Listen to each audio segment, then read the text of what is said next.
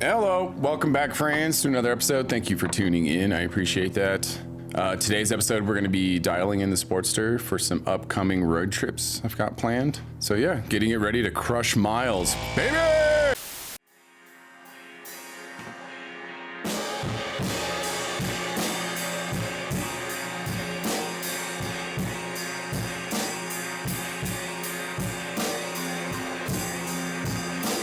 What a lovely intro. So first thing on the list, we're going to be cleaning up the sissy bar on one of the lighter last episodes or whatever. I had to refit the whole back end, and I never cleaned any of it up.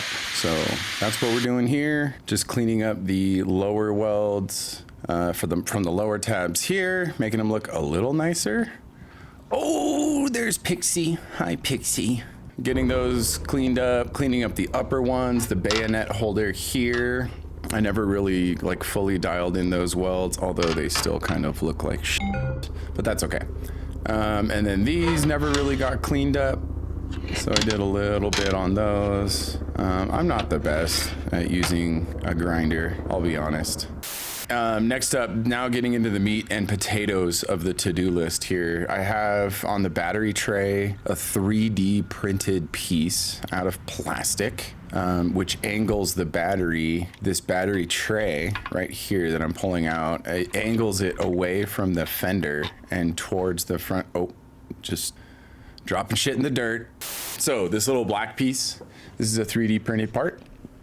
It provides a little angle to the dangle on that battery tray, so it doesn't hit the rear fender, but it's just not enough for my liking. It's just still a little too close. And then the other thing is the bolt holes on the 3D printed part are kind of close together. So, and the bolts kind of ride on the part itself. So I would just want to bring those a little closer together and give that part a little bit more angle. So I've been using a 3D printer to make little parts and pieces for the bike. And it all starts here with Fusion 360. This is where you kind of design the parts and the pieces. Here I'm just kind of adjusting a couple of the measurements. Taller in the back, shorter in the front, and then here are the bolt holes, bringing those closer together by a couple millimeters. It makes it real easy to do this kind of stuff, like little small pieces like this that aren't super critical, that you can kind of get away with making out of plastic. Makes it really easy. Bada bing, bada boom.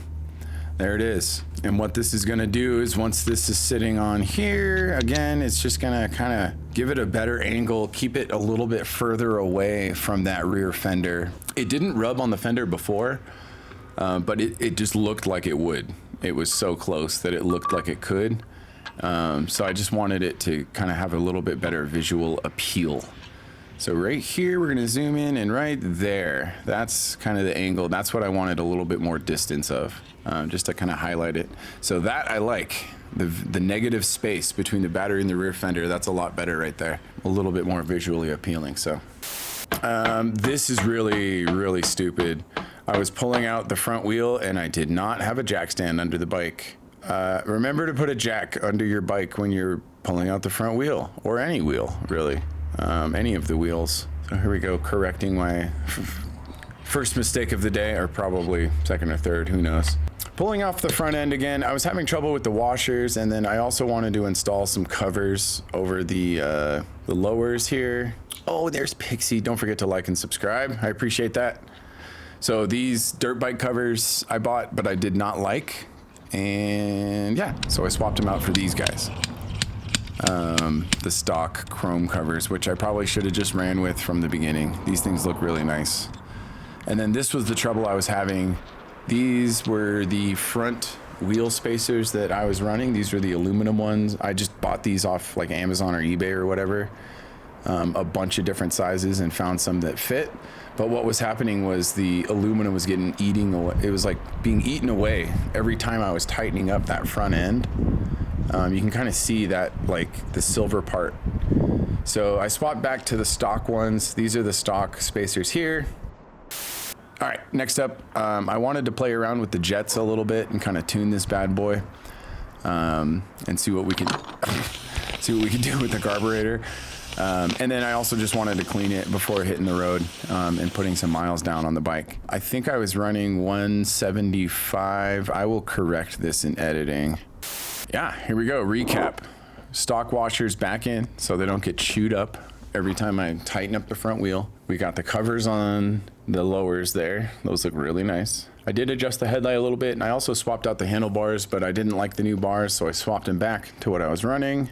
Cleaned out the carb, rejetted that bad boy. Totally forgot about the battery, but we did adjust the battery a little bit. And then the final piece of the to-do list here was what we started out with, which was just cleaning up a little bit of the welds on this sissy bar. That's pretty much it for today, folks. I don't think I took test ride footage, so instead, if you've made it this far, number one, I appreciate it. If you're considering subscribing, I also appreciate that. I'll try to stitch in some footage of our most recent trip that we just got back from instead. The bike was running great after all these mods. So, all right, thanks. Have a great day, and I'll see you guys on the next one.